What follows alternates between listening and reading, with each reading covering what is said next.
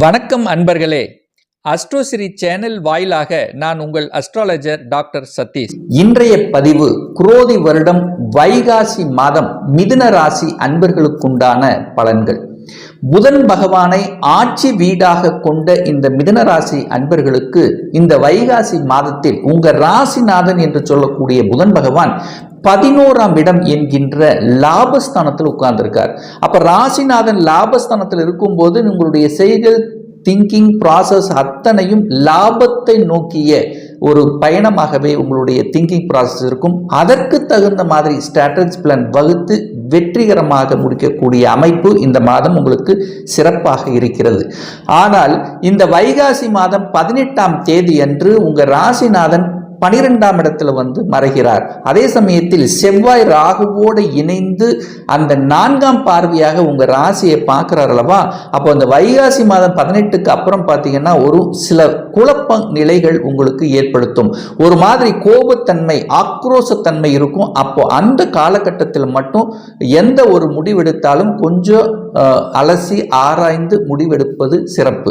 2ஆம் அதிபதியாக இருக்கக்கூடிய சந்திர பகவான் இந்த மாதத்தினுடைய தொடக்கத்திலேயே ஆட்சி பலம் பெற்று வலிமையா இருக்கார். அப்ப தனக்காரகன், பொருளாதாரத்துக்கு ஸ்தானத்தின் அதிபதி, அதே சமயத்தில் பார்த்தீங்கன்னா உங்களுடைய குடும்பத்தை அமைத்து கொடுக்கக்கூடிய தன்மைகள், இது எல்லாமே இந்த மாதம் உங்களுக்கு சிறப்பாக அமையப்பெறுகிறது.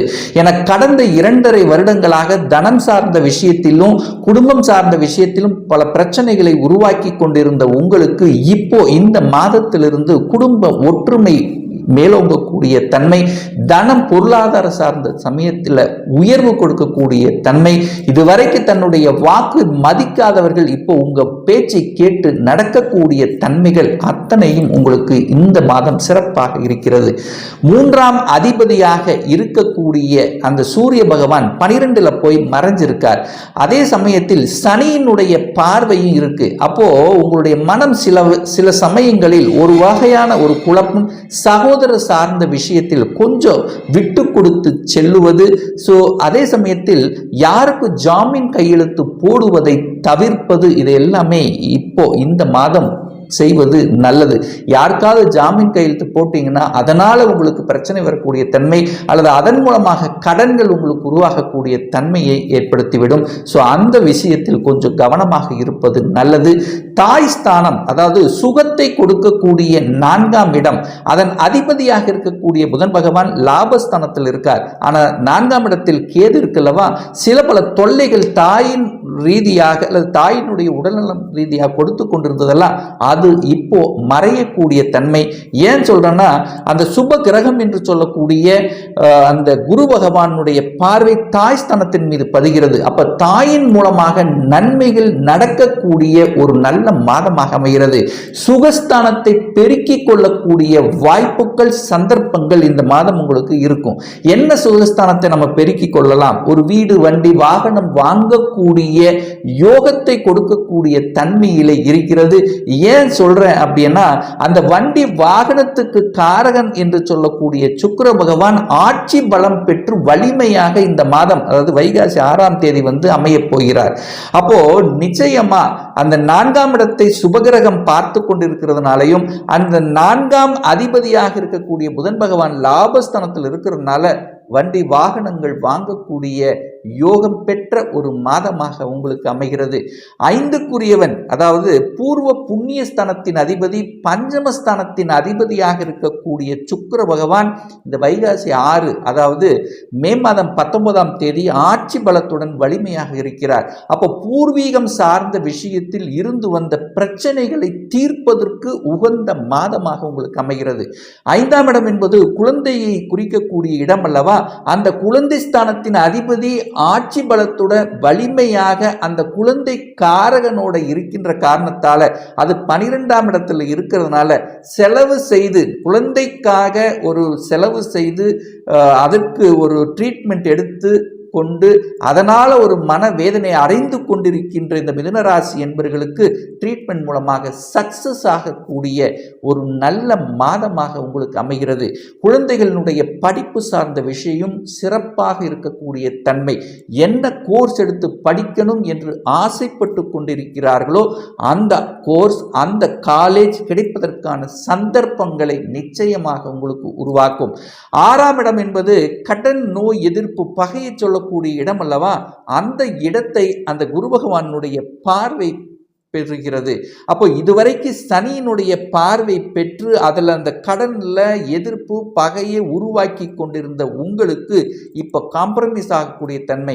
நோய் அதிகமாக இருந்தது, உடல்நலத்தில் பல பிரச்சனைகள், துன்பங்கள் சந்தித்து கொண்டிருந்தீங்கன்னா இப்போ ட்ரீட்மெண்ட் உங்களுக்கு சக்சஸ் ஆகும். சரியான டாக்டரை அணுகக்கூடிய ஒரு நல்ல நேரம் வந்தாச்சுன்னு சொல்லலாம். இதுவரைக்கு யாரெல்லாம் உங்களை பின்னாடி, உங்கள் முதுகு பின்னாடி இருந்து குத்தி கொண்டு உங்களுக்கு துரோகம் எழுவித்து கொண்டிருந்தார் அவர்களை இனம் கண்டு கொண்டு அதற்கு தகுந்த மாதிரி செயல் திட்டம் தீட்டி வெற்றியடையக்கூடிய ஒரு நல்ல காலம் அப்படின்னு சொல்லணும். இந்த மிதுன ராசி என்பவர்களுக்கு திருமணம் சார்ந்த சுப காரியங்கள் நடக்குமா அப்படின்னு கேட்டீங்கன்னா, அந்த 7க்குரியவன் 12ல் போய் மறைஞ்சிட்டாரே, குரு பலன் இல்லையே. ஆனா அந்த குரு பகவான் யாருடைய வீட்டில் போய் உட்கார்ந்துருக்காருன்னா, சுக்கிரன், கலத்திர காரகன், திருமண காரகன் என்று சொல்லக்கூடிய சுக்கிரன் வீட்டில் போய் உட்கார்ந்துருக்கார். அந்த சுக்கிரன் இந்த மாதம், இந்த வைகாசி மாதம் ஆட்சி பலம் பெற்று வலிமையா இருக்கார். அப்போ ஏன் திருமணம் நடக்காது? திருமணம் சார்ந்த சுப காரியங்கள் உங்களுக்கோ உங்க குடும்ப உறுப்பினருக்கோ நடக்கக்கூடிய சந்தர்ப்ப சூழ்நிலைகளை நிச்சயமாக உருவாக்கும். கூட்டு தொழில் சார்ந்த விஷயத்தில் இருந்து வந்த பிரச்சனைகள் விலகக்கூடிய தன்மை, சமூகத்தில் ஒரு சில விஷயங்கள், நல்ல பல விஷயங்கள் செய்து அதன் மூலம் புகழையும் கௌரவத்தை நிலைநாட்டக்கூடிய ஒரு அற்புத தன்மையாக விளங்குகிறது. 8ஆம் இடத்தை அட்டமஸ்தானம், வலி, வேதனை, துக்கம், துயரம், அசிங்கம், அவமானம் என்று சொல்லக்கூடிய அந்த 8ஆம் இடத்தை குருவினுடைய பார்வை பெறுகிறது. அப்போ இதுவரைக்கும் ஒரு வலியை கொடுத்து கொண்டிருந்தது, ஒரு வேதனையை கொடுத்து கொண்டிருந்தது, ஒரு பிரச்சனை கொடுத்து கொண்டிருந்தது.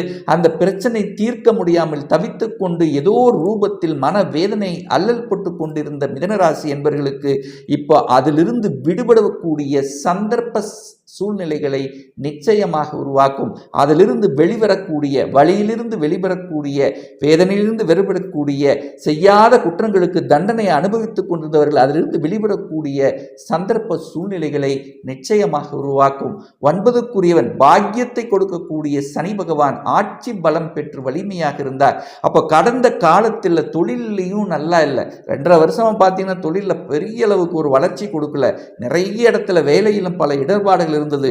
இப்போதான் ஏதோ ஒரு இடத்துல ஒரு மாறி இருக்கும். இன்னும் ஒரு நல்ல மாற்றத்தை எதிர்பார்த்து காத்து கொண்டிருந்தவர்களுக்கு நல்ல மாற்றங்கள் வரக்கூடிய சந்தர்ப்பங்களை உருவாக்கும். 10ஆம் இடத்துல செவ்வாயும் ராகுவும் இணைந்து கொண்டு சின்ன சின்ன தொந்தரவுகள், தொழிலில், வேலையில் சில அலைச்சல்கள், திருச்சல்களை கொடுத்து கொண்டிருந்தது. அங்கே ராகு இருக்கார் அல்லவா, வெளிநாட்டு சம்பந்தப்பட்ட தொடர்புகளை உருவாக்கும். அந்நியர்களின் மூலமாக உங்களுக்கு நல்லவைகள் நடக்கக்கூடிய தன்மை, தெரியாத நபர்கள், முன்பின் அறியாத நபர்கள் உங்களுக்கு அறிமுகப்படுத்தக்கூடிய தன்மை. பட் அதில் கொஞ்சம் கவனமாக இருக்கணும்.